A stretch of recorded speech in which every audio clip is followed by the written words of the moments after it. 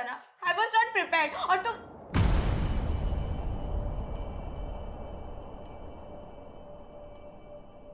अंजलि, क्या हुआ राघव? अंजलि रो क्यों रही थी? क्या किया तूने उसके साथ? क्या क्या मतलब? फ्रेंड्स हैं हम, हमारी भी पर्सनल बातें होती है। राघव, तू अभी इतना बड़ा भी नहीं हुआ है, और माँ की एब्सेंस में मैं तेरी बड़ी बहन ही नहीं, तेरी गार्जियन भी हूँ। क्या पका रही होती थी? ये क्या लैंग्वेज हुई राघव? हाँ, रुको, मैं अभी अंजलि से बात करती उससे क्या बात करोगी आप? हाँ, हूँ। तो एक बात बता, तू इतना डर क्यों रहा है? कहीं तूने उसके साथ कुछ ऐसा वैसा तो? इनफ। दीदी, मैं आपको कभी पूछता हूँ क्या कि आप प्रतीक के साथ क्या क्या करती हो? हाँ, मेरी भी पर्सनल लाइफ है, सो प्लीज डोंट इंटरफियर। बहुत बदतमीज होता जा रहा है। सेजल, तुम ना छोटी सी बात को इधर का उधर ले जाती हो यार। तुम उसे शांति से समझाओगी ना तो आई थिंक वो समझ जाएगा। So just relax, okay? चल।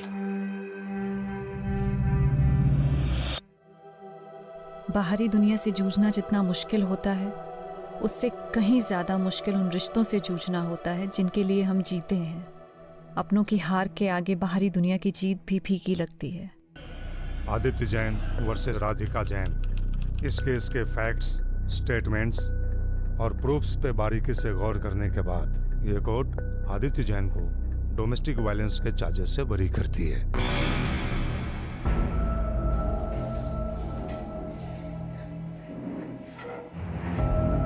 Thank you teacher. You saved my life. तुम मेरे लिए फरिश्ता बन के आई हो। जिंदगी हर मोड़ पे मुझे कामयाब कर रही थी, पर पता नहीं था मैं एक नाकाम सफर भी तय कर रही थी।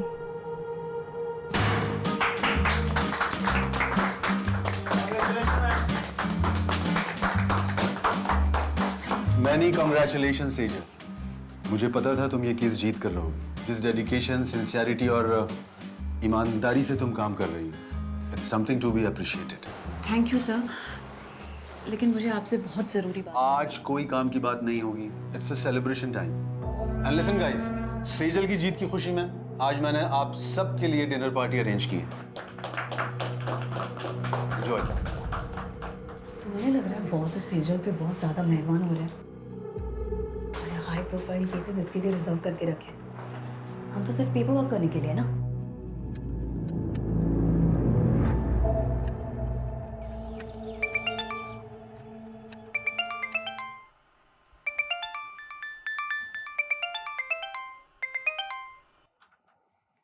राघव, अखबार में सेजल और उसके केस के बारे में छपा हुआ है और उसने मुझे बताया भी नहीं। कहाँ है वो?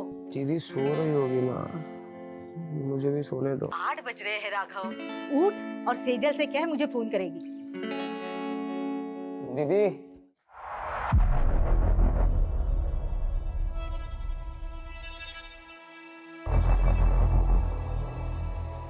दीदी अंदर हो।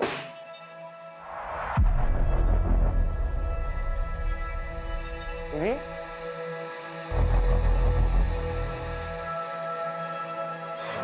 हेलो, कौन? आप कौन बोल रहे हैं? ये मेरी दीदी का नंबर है। आपकी दीदी? वो यहाँ हाईवे पे घायल पड़ी है। क्या? ये लो पकड़ो। आपने ही फोन किया था? जी।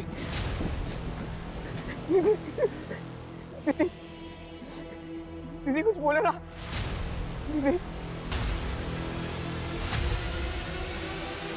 राघव,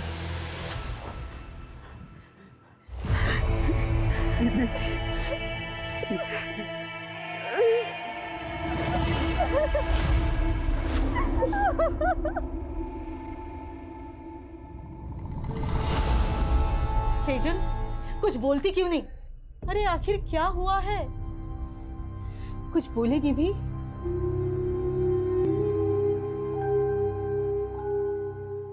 मुझे लगता है शायद दीदी के साथ रेप। क्या?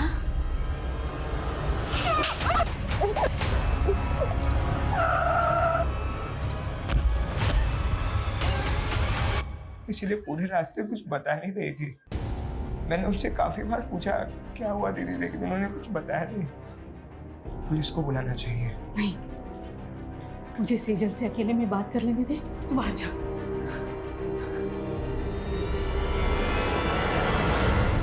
सेजल, मुझे बताना बेटा, क्या तेरे साथ किसी ने जबरदस्ती की?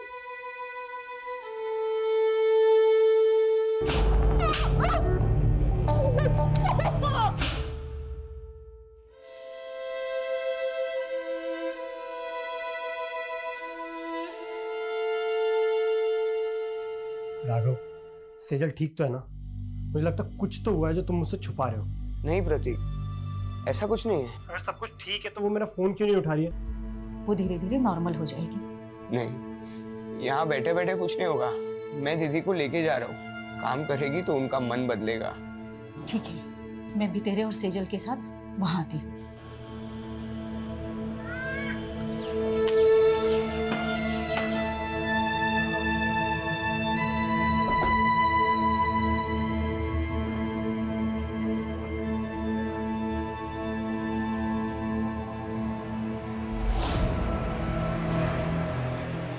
क्या देख रही है? चल अंदर।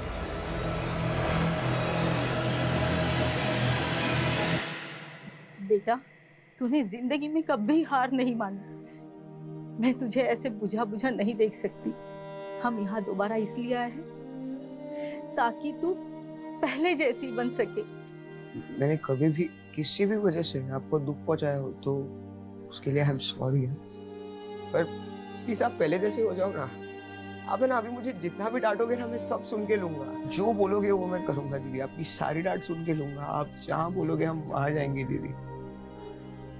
तो प्लीज पहले जैसे बन जाओ। You are my strength.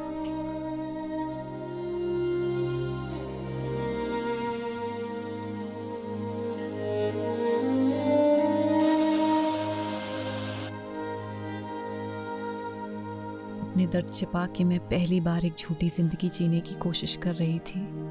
सच मुझसे नाराज था या मैं सच से नाराज थी? मेरी दलीलें मुझे ही उलझा रही थी, पर अपना फैसला भी अब मुझे ही करना था। राघव, तू पक्का सेजल को लेके मुझसे कुछ छुपा नहीं रहा है ना? मैं भी पनवेल आ रहा हूँ। नहीं प्रतीक, वो हम आ गए हैं। सिर्फ 2 ही दिन हुए हैं। अरे तो सेजल का फोन क्यों बंद है? मेरी बात करो उससे। हाँ, देखता हूँ। दीदी,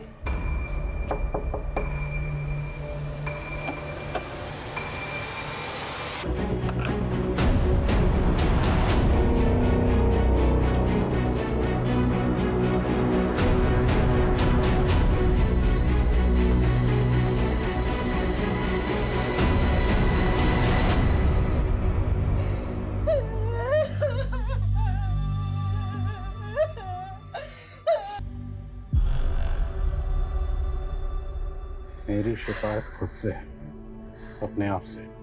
मैं ऊपर वाले को थैंक्स बोलती हूँ जिसने मुझे ये जिंदगी दी, दुनिया के सबसे अच्छे माँ बाप दिए, प्यारा सा भाई दिया। लेकिन मुझे नहीं मालूम था मेरी एक भूल मुझे उनसे इतना दूर कर देगी।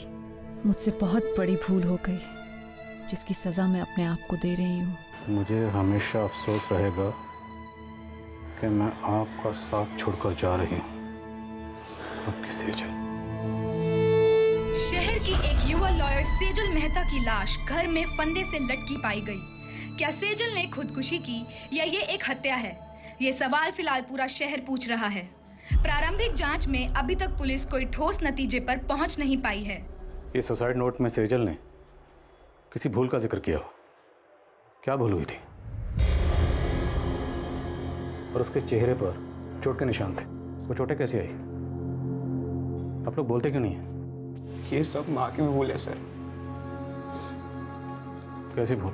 सर, 15 दिन पहले होली की त्योहार की रात दीदी एक पार्टी में गई थी। वहां उनके साथ कुछ हुआ था सर। पूरी रात घर भी नहीं आई और सुबह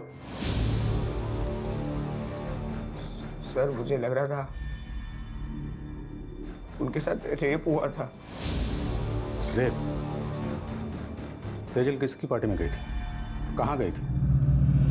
अच्छा सुन, मैं तुझसे कल बात करती हूँ। क्यों?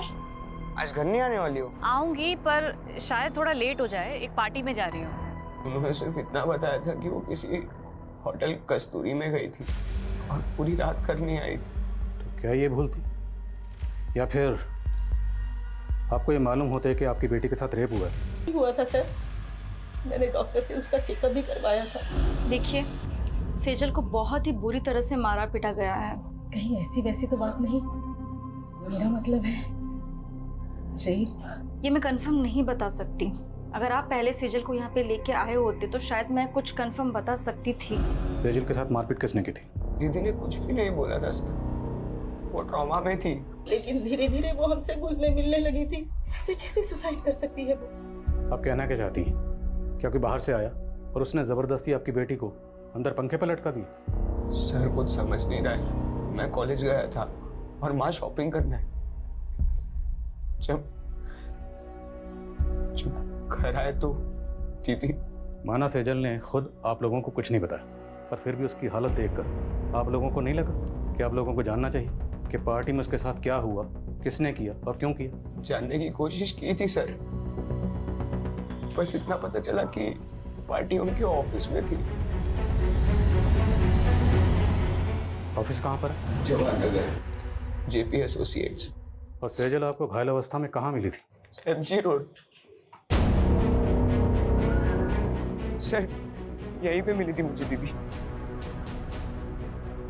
आसपास तो कोई सीसीटीवी कैमरा नजर नहीं आ रहा है। जादव सुनो, यहाँ आसपास लोगों से पूछताछ करो, पता करो किसी ने कुछ देखा है क्या।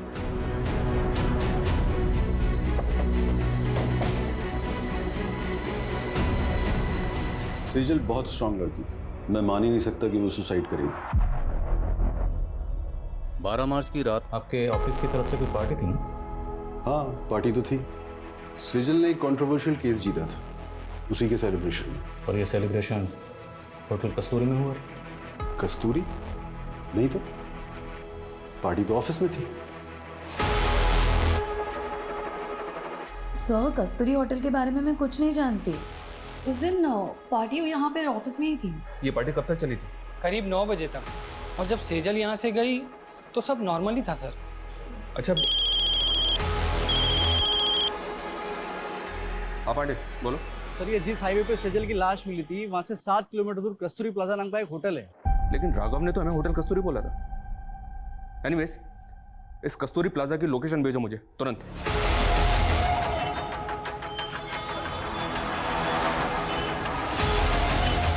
नहीं सर, 12 मार्च को यहाँ कोई पार्टी नहीं थी। इस लड़की को आपने यहाँ देखा था? सर, यहाँ तो बहुत से लोग आते हैं, मुझे याद नहीं है।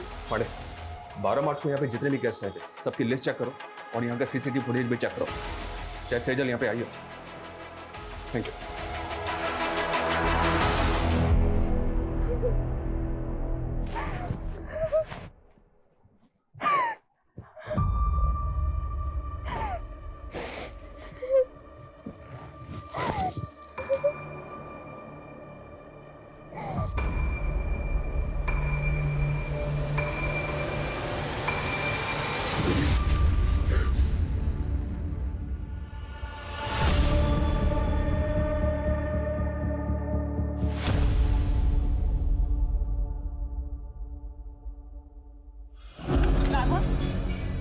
क्या है ये?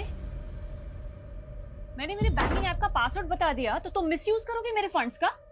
किससे पूछ के तूने 35,000 रुपए निकाले मेरे अकाउंट से? मैं आपको बताने ही वाला था। और क्या करेगा तू इतने बड़े अमाउंट का? बोल।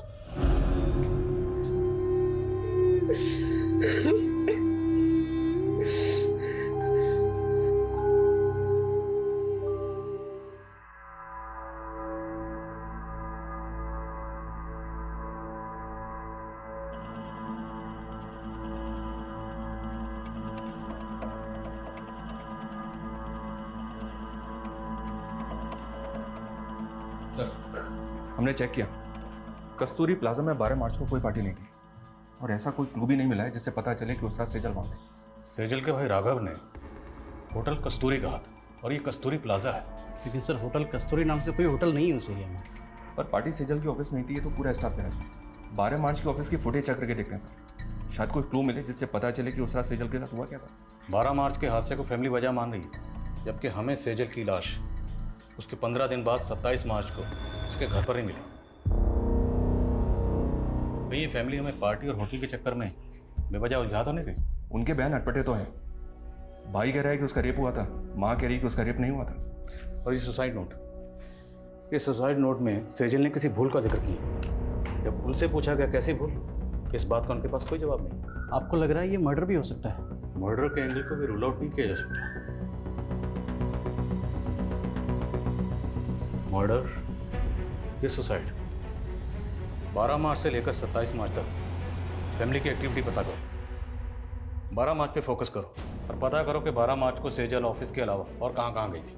13 मार्च से 24 मार्च के बीच ये फैमिली पनवेल में थी सर। तो पनवेल में अपने खबरियों को एक्टिव करो और पनवेल से लौटने के बाद 24 मार्च से लेकर 27 मार्च के बीच में फैमिली में क्या क्या हुआ सब पता करो। और जिस डॉक्टर ने सेजल को एग्जामिन किया था उससे मिलना पड़ेगा। और जिस लड़के से सेजल की मंगनी हुई थी उसे ही पूछताछ के लिए बुलाओ। मैंने 14 मार्च को सेजल का चेकअप किया था। उसके घाव 2-3 दिन पुराने थे, कहीं ब्लेड के कट्स तो कहीं खरोचे, जलने के बहुत निशाने थे। 6-7 जगह तो ब्लड क्लॉट्स हुए थे। ऐसा लग रहा था मानी जैसे कुछ बेल्ट की चीज़ें से मारा गया है। सेजल का रेप हुआ था नहीं? मैं इसको लेके श्योर नहीं हूँ। इनफैक्ट मैंने सेजल के मॉम को भी बोला था। आपकी सेजल से कुछ बात हुई थी? उसने आपको कुछ बताया कि उसके साथ ये सब कैसे हुआ? मैंने सेजल को बहुत पूछा पर उसने कुछ बताया नहीं।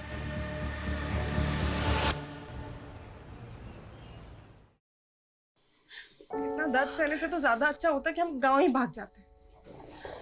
जब घर छोड़ के भागे थे तब क्या दर्द कम थे? जिस्म का दर्द तो फिर भी सहा जाता है बरखा, लेकिन दिल का दर्द सहना बहुत मुश्किल होता है। हाँ, जैसे यहाँ सब तेरे दिल की परवाह करते। अरे दर्द दबा के मुस्कुराना सीखा है और मेकअप लगा के जख्म छुपाना भी। माना सेजल की फैमिली ने आपको कुछ भी साफ साफ नहीं बताया कि सेजल के साथ क्या हुआ था, पर आपको कुछ तो अंदाजा हुआ होगा कि सेजल के साथ ऐसा किसने किया होगा। हमेशा खुशी दिखती थी। मेरे लिए सोच पाना मुश्किल है कि उसके साथ में ऐसा कुछ हुआ है। 12 मार्च को सेजल के ऑफिस की कोई पार्टी थी। अब अगर सेजल उस पार्टी में जाती तो जाहिर सी बात है आपको तो पता ही होता ना। मेरी इस बारे में उससे फ़ोन पे भी बात हुई थी। प्रतीक, बॉस ने ये केस जीतने की खुशी में एक पार्टी रखी है, लेकिन मुझे ये सेलिब्रेशन बिल्कुल अच्छा नहीं लग रहा है। पर हुआ क्या? मुझसे बहुत बड़ा गूफअप हो गया। गूफअप? कैसा गूफअप? सर क्लियरली मुझे कुछ नहीं पता है, but it was something related to her work.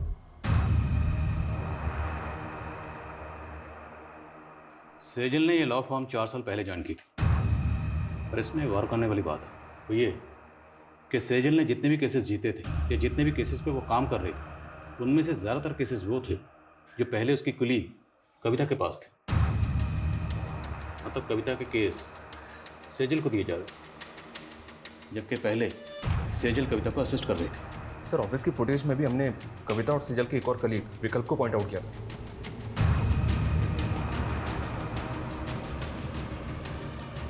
ये देखिए सर, सेजल ऑफिस से आखिरी बार कविता और विकल्प के साथ जाती हुई दिख रही है। सर सेजल के 12 मार्च के सीडीआर के अकॉर्डिंग उसकी आखिरी 2 फ़ोन कॉल्स भी जानने जैसी हैं। सेजल ने रात को 8 बजे आदित्य जैन को कॉल किया था और फिर ठीक उसके बाद राधिका जैन ने सेजल को कॉल किया। आदित्य जैन सेजल का क्लाइंट था और राधिका आदित्य की बीवी। राधिका ने आदित्य पे डोमेस्टिक वायलेंस के चार्जेस लगाए थे, केस किया था और इसी केस को सेजल ने जीता था जिसकी खुशी में पार्टी हो रही थी। मुद्दा ये है कि सेजल का क्लाइंट था आदित्य जैन, तो राधिका ने इसे कॉल क्यों किया? कहीं ऐसा तो नहीं कि राधिका से हार बर्दाश्त नहीं हुई? और ऐसा पॉसिबल है सर। आदित्य और राधिका से मिला और सेजल के ऑफिस में नए सिरे से पूछताछ करनी पड़ेगी। उस पार्टी वाली रात सेजल आप दोनों के साथ पार्टी से बाहर गए थे, कहाँ गए थे आप लोग? देखिए सर, हम सिर्फ उसके साथ ऑफिस से बाहर तक गए थे। बॉस को तुम पे कितना भी प्राउड हो, पर मेरा असली प्राउड तो तुम हो।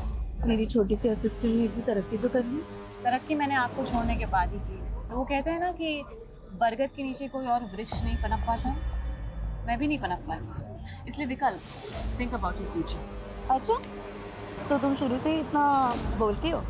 पर आज ना बहुत ज़्यादा मीठा बोल रही हो। Thank you ma'am for appreciating me. Excuse me. हम तभी वहाँ से चले गए थे। उसके बाद मैंने उसे एक लड़की के साथ जाते हुए देखा। लड़की? जी सर। कौन थी वो लड़की? I don't know her. Actually काफ़ी अंधेरा था तो मैंने उसे ठीक से देखा नहीं। ऑफिस के बाहर की 12 मार्च की सीसीटीवी फुटेज निकलवा। अगर ये लोग सच बोल रहे हैं तो पता तो चले सेजल उस रात किस लड़की के साथ गई थी।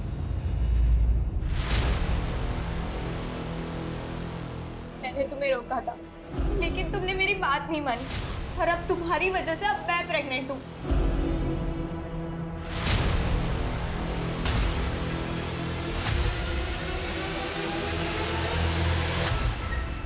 यार आज तो एक भी ग्राहक नहीं फंसा।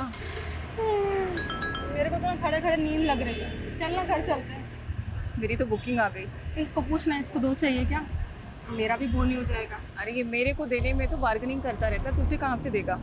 जा तू जाके सो जा।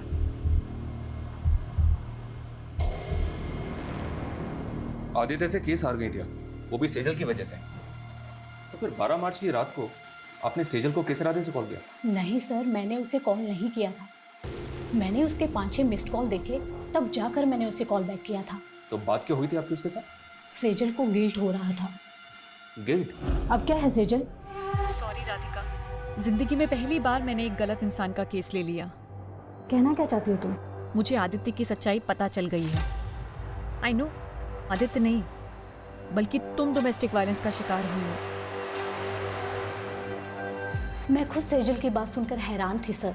ऊपर से वो बोल रही थी कि वो मेरे लिए आदित्य के खिलाफ लड़ेगी। हाँ बोलो सर।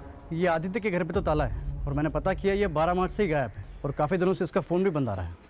आदित्य का 12 मार्च से गायब होना और आदित्य की वाइफ राधिका का ये कहना कि सेजल को उसके लिए गिल्ट हो रहा था, मामला कुछ समझ में नहीं आ रहा। इस गिल्ट को क्या हम सुसाइड नोट में लिखी भूल से कनेक्ट कर सकते हैं? तो फिर सवाल ये है कि इस केस को जीतने के बाद 12 मार्च को जो पार्टी दी गई, सेजल उसमें शामिल थी। सेजल उस पार्टी में क्यों गई?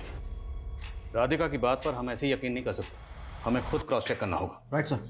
जिस औरत पर अपने पति को टॉर्चर करने का आरोप हो, वो सेजल से बदला लेने के लिए उसको भी तो टॉर्चर करवा सकती है। तो फिर आदित्य क्यों गायब है? सर शायद उसको भी राधिका नहीं गायब करवाओ, वो उसका राज जानता था। अब इस राज से पर्दा तभी उठ सकता है जब हमें पता हो कि आदित्य क्यों गायब हुआ और कैसे गायब हुआ। आदित्य की बैकग्राउंड खंगाल, और मुझे लगता है कि हमें इस बारे में सेजल के बॉस से बात करनी चाहिए। सर हमें सर सेजल की पोस्टमार्टम रिपोर्ट। पोस्टमार्टम रिपोर्ट के मुताबिक कॉज ऑफ डेथ स्ट्रैंगुलेशन, मतलब मौत दम घुटने से। जिस्म पर चोटों के निशान थे, पर पोस्टमार्टम रिपोर्ट रेप कंफर्म नहीं करती। वो शायद इसलिए क्योंकि पोस्टमार्टम उसकी मौत के काफ़ी दिनों बाद किया गया। मुमकिन है कि रेप हुआ क्योंकि लड़की के साथ ज़बरदस्ती तो हुई थी। सर सुसाइड नोट से सेजल की हैंडराइटिंग मैच हो रही है और हमारी पनवेल के खबरियों से इंफॉर्मेशन मिली है सर। कैसी इंफॉर्मेशन? पनवेल में सेजल के चाचा चाची रहते हैं। पिछले 7 सालों से दोनों परिवार के बीच कोई बातचीत नहीं है। दरअसल सेजल के पापा की दुकान थी जो सेजल के चाचा ने हड़प ली थी। शैलेंद्र, मेरे पति के गुजरते ही तूने अपने रंग दिखाने शुरू कर दिए। पहले उनका बैंक अकाउंट फ्रीज करवा दिया और अब उनकी दुकान हड़प ली। अरे मैं अपने बच्चों की देखभाल कैसे करूंगी? मैं हूं ना, खर्चा उठा लूंगा तुम सबका। वो दुकान मेरे पापा की थी चाचा जी, आप वहाँ सिर्फ नौकरी करते थे और ऐसे कह रहे जैसे हम पे एहसान कर रहे हैं। बस सेजल, भाभी समझाओ इसको। भैया के बाद कोई नहीं है मेरे अलावा तुमको पालने वाला। पाला मेरे पापा ने है आपको चाचा, अपनी दुकान में काम देके, और आप हमें पालोगे। शैलेंद्र, जबान को लगाम दो इसकी, नहीं तो हाथ पैर जबान सब काट के रख दूंगा। और भूता है ना तो आके हासिल कर लेना वो दुकान। शैलेंद्र ने हमें सताया तो बहुत था सर, और शैलेंद्र के उस थप्पड़ ने सेजल के अंदर बहुत बड़ा परिवर्तन ला दिया था। कैसा परिवर्तन? लॉ पढ़ रही थी सर। उन्होंने ठान लिया था कि चाचा से हमारा हक लेकर रहेगी। दिन रात उन्होंने पढ़ाई की और उसके साथ साथ पार्ट टाइम जॉब भी करती थी। चाचा के खिलाफ केस की पैरवी उन्होंने खुद की थी सर। उसने अपने जीवन की हर लड़ाई जीती थी सर। समझ में नहीं आता खुद से कैसे हार गई। क्या लगता है आप लोगों को, क्या शैलेंद्र सेजल के साथ पुरानी बातें कुरेद रहे हैं और इन बातों को हम कब का भूल चुके हैं। हमने हमेशा सेजल और राघव को अपने बच्चों की तरह माना था। विश्वासघात उन्होंने किया। उस दुकान पर इनका भी बराबर का हक था, लेकिन सेजल ने चालाकी से। छोड़ ना अभी सब बातें, कहिए और कुछ है जो आप पूछना चाहते हैं? 12 मार्च को किधर थे आप? यही पनवेल में। पनवेल में कहाँ पे? अपने घर पर ही था। आई डोंट बिलीव राधिका सच बोल रही। राधिका अपने हस्बैंड आदित्य को टॉर्चर करती थी and it's proven in the court. अगर सेजल को केस जीतने के बाद ऐसा कुछ लगता तो सबसे पहले वो मुझे बताती। सेजल के मंगेतर ने बताया कि वो काफ़ी दिनों से परेशान थी और जब उसने बार बार पूछा सेजल को कि किस बात को लेकर परेशान है तो सेजल ने बताया कि उससे काम में गुफा हो। अब जैसे कि आपने कहा कि सेजल सबसे पहले अगर कुछ होता तो आपको बता, तो अगर इस गुफा का ताल्लुक राधिका के केस से नहीं है तो फिर किस बात से जिसको लेकर सेजल परेशान थी? ऐसा कुछ नहीं था और आप ये बेकार के सवाल करके अपना टाइम वेस्ट कर रहे हैं। सर मैंने आदित्य के कुछ रिलेटिव से बात की लेकिन किसी को नहीं पता कि आदित्य इस वक्त कहाँ पे। आदित्य मोती नगर की कंपनी में मैनेजिंग डायरेक्टर था। वहाँ इंक्वायरी करो, शायद कुछ पता चले। सर इसमें 12 मार्च की सेजल के ऑफिस की बाहर की फुटेज है। सर इसमें वो इस लड़की के साथ बाहर जाते हुए दिख रही है। कौन है ये लड़की?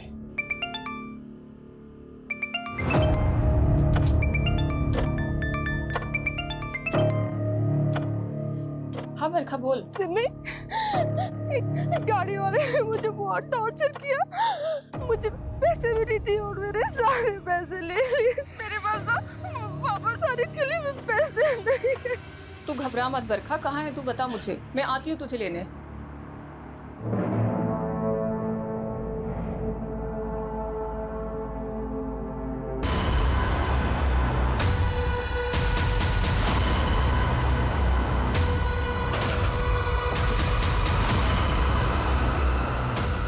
राघव, पागल, आदि, गाँव।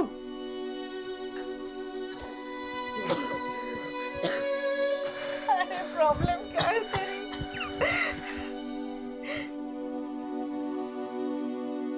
क्या चाहता है तू? फिर से मैं वही दिन देखूं? हाँ?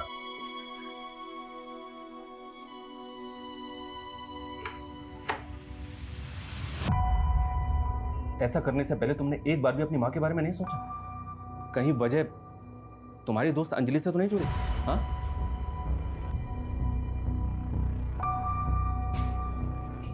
ये देखो, और मैं बताऊं कि 12 मार्च की रात को अंजलि सेजल से मिलने क्यों गई थी? 35,000 रुपए राघव कोई छोटी मोटी रकम नहीं होती है। और क्या करेगा तू इतने बड़े अमाउंट का? क्या हुआ? सच सच बता, बात क्या है? दीदी, अंजलि प्रेग्नेंट है। इतनी बड़ी बात तुमने हमसे छुपाई? सर मैं गिल्ट में था। कहीं मेरी इसी भूल की वजह से तो दीदी ने। सॉरी।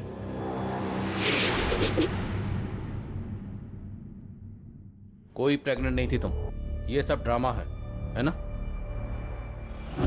प्रेग्नेंट हो तुम? कोई प्रूफ है?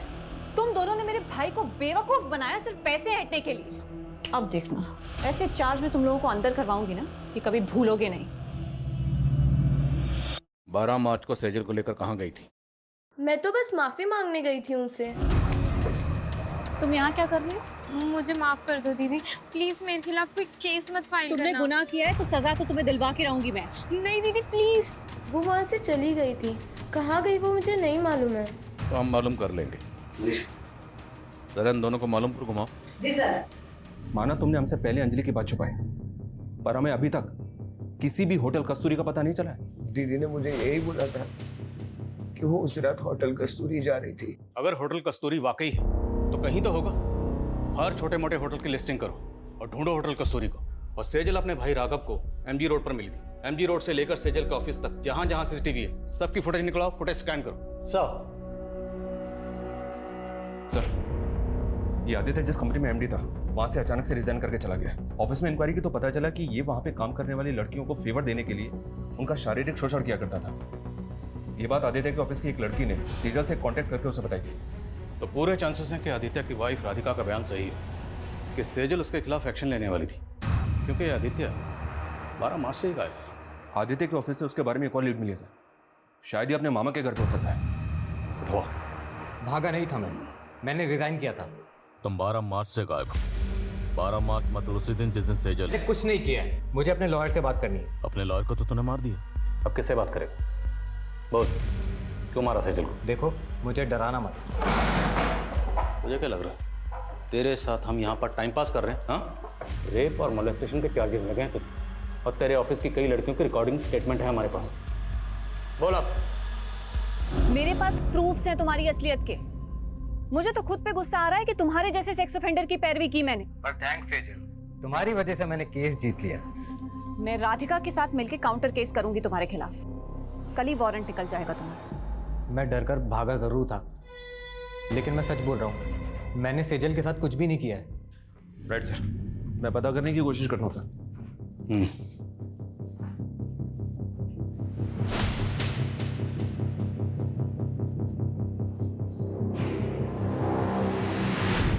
सेजल ने जिस भूल का जिक्र किया था, क्या भूल ये थी कि उसने आदित्य जैसे गलत आदमी की पैरवी की?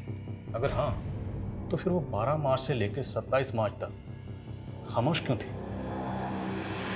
और कोई भी भूल इतनी बड़ी कैसे हो सकती है जिसकी वजह से सेजल जैसी लॉयर सुसाइड कर ले?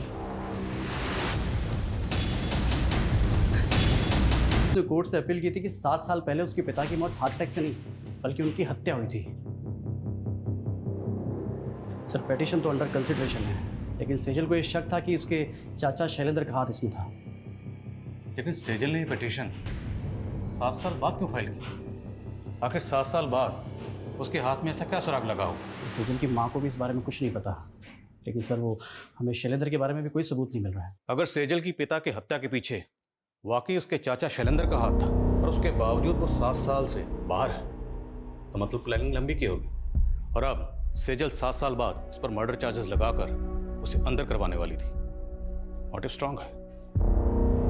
इस शैलेंद्र के बारे में पता करो, उसकी हर एक हरकत पर नजर रखो। Okay sir.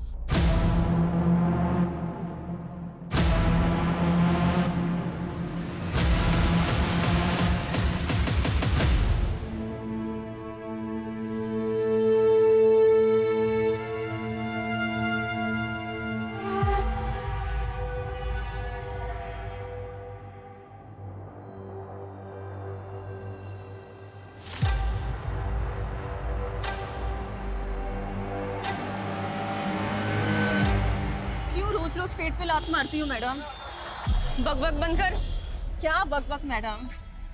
जो मर्डर करके भाग जाते हो उनको तो आप पकड़ नहीं पाते हो और हमारे जैसों को दबोच लेते हो आप। क्या बोल रही है तू? किसका मर्डर? मेरी दोस्त का मर्डर। 6 महीने पहले 12 मार्च को हाईवे रोड पे मेरी दोस्त को मार दिया गया था। उसकी सुनवाई हुई अभी तक? चल ठीक है गाड़ी में बैठ।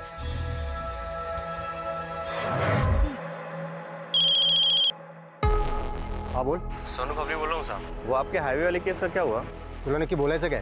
अरे साहब वो क्या है ना कि मैंने सुभाष नगर पुलिस को एक चकले का टिप दिया है और वहाँ पे एक प्रस्टिट्यूट बोल रही है कि उसकी फ्रेंड का 2 महीने पहले वहाँ पे मर्डर हुआ। मर्डर? हाँ साहब। क्या 12 मार्च को एमजी रोड पर एक और मर्डर हुआ था? हाँ सर, और सेजल भी 2 महीने पहले एमजी रोड पे बेहोशी की हालत में मिली। वो लड़की कौन थी जिसके बारे में खबर नहीं होता है? सर उसका नाम सिमी है, प्रोस्टिट्यूट है, आज ही अंदर हुई है। इस सिमी से मिलकर चांस ले, शायद कोई काम की बात पता चले।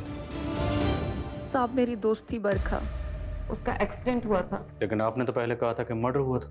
साहब किसी ने जानबूझकर उसको गाड़ी से उड़ा दिया था। 2 दिन तक बेचारी अस्पताल में रही, उसके बाद उसकी मौत हो गई। आपको ये कैसे पता कि किसने जानबूझ के उड़ाया था? हाँ बरखा बोल। मेरे पास वापस आने के लिए पैसे नहीं। तू घबरा मत बरखा, कहाँ है तू बता मुझे। मैं एमजी रोड पे एक गाड़ी वाला एक लड़की को फेंक दिया, ग्रे कलर की गाड़ी से एक लड़की को। बरखा मुझे कुछ समझ में नहीं आया और उसके बाद उसका एक्सीडेंट हो गया। बरखा ने आपको उस गाड़ी का नंबर बताया था? नहीं साहब, लेकिन बरखा ने बताया था कि ग्रे कलर की कोई कार थी। आपकी बरखा से बात कब हुई थी? मेरा मतलब तारीख क्या थी? सर 12 मार्च को रात के 2-2:30 बजे के आसपास। 12 मार्च की रात को सेजल जहां पर जख्मी हालत में मिली थी उस जगह पर सीसीटीवी नहीं है, लेकिन वहां से 3 किलोमीटर दूर एक सिग्नल है, वहां पे सीसीटीवी है। और रास्ते में कोई भी राइट या लेफ्ट टर्न नहीं है, सीधा रास्ता है। उस सीसीटीवी की फुटेज स्कैन करो, जितनी भी सफेद रंग की गाड़ियां दिखती हैं सबकी लिस्टिंग करो।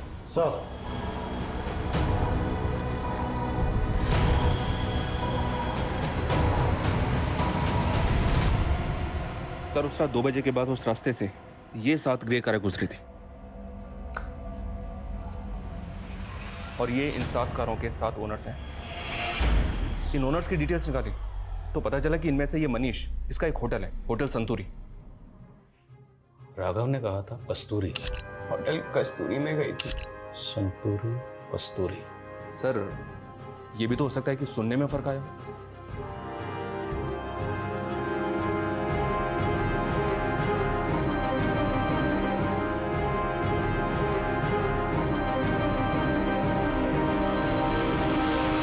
मेरा यकीन कीजिए सर, मेरी सेजल से कोई दुश्मनी नहीं थी। मैं तो बेकार में ही अपने दोस्त के लफड़े में फंस गया।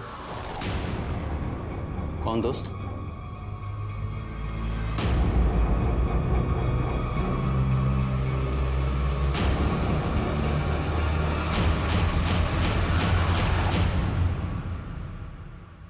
दो महीने से तेरी एक्टिंग देख रहा हूं, पर अब तो इस डंडे पे नाच करेगा। नाच। बोल, सेजल ने क्या बिगाड़ा था तुम्हारा? बोल। सर मेरा पहले बिल्कुल भी इरादा नहीं था उसे नुकसान पहुंचाने का, बल्कि वो तो ऑफिस की पार्टी मनाने के बाद में उससे मनीष के होटल में मिलने भी आई थी। प्लीज प्रतीक, वैसे भी आदित्य की वजह से मैं बहुत गिल्ट में हूँ। पार्टी करने का एकदम मूड नहीं है। सेजल, ऑफिस में ये सब चलता रहता है। Please please. कौन? Cheers, guys.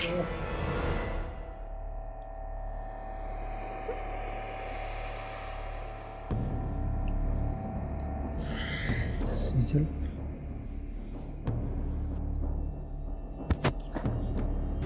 दोस्त है सामने। दोस्त पास में नहीं होते तब भी कौन सा तुम पास आने देती हो? तुम ना मेरे स्वाभिमान को बहुत हर्ट करते हो। चढ़ गई क्या तुम्हें? पागल हो गए हो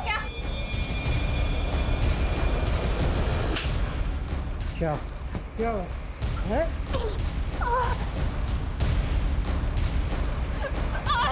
छोड़ो मुझे। क्या?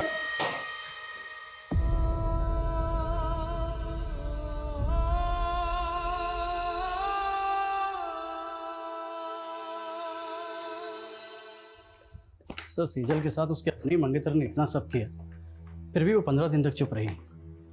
जबकि सेजल कोई आम लड़की नहीं थी, एक लॉयर थी, एक ऐसी लॉयर जो लोगों के इंसाफ के लिए ईमानदारी से लड़ती थी। सेजल प्रतीक को बचपन से प्यार करती थी। उसने प्रतीक पर आंख बंद करके भरोसा किया, लेकिन प्रतीक ने उसके भरोसे को तोड़ा। जब इंसान को किसी अपने सबसे ज्यादा करीबी से धोखा मिलता है तो उस इंसान का पूरी इंसानियत से भरोसा उठ जाता है। सेजल के साथ भी यही हुआ। उसने अपने सुसाइड नोट में यही लिखा कि उसे लग रहा था कि प्रतीक पे भरोसा करके उसने अपनी जिंदगी की सबसे बड़ी भूल की। वो भूल जरूर थी, लेकिन सबसे बड़ी नहीं। सबसे बड़ी भूल थी उसका अपनी जिंदगी को खत्म करना, खुदकुशी करना। हम सब की जिंदगी में दुश्वारियां आती, परेशानियां आती, लेकिन उन परेशानी से लड़ते हुए, दुश्वारियों से जूझते हुए, जद्दोजहद करते हुए जिंदगी में आगे बढ़ना होता है। इसी का नाम जिंदगी है। मौत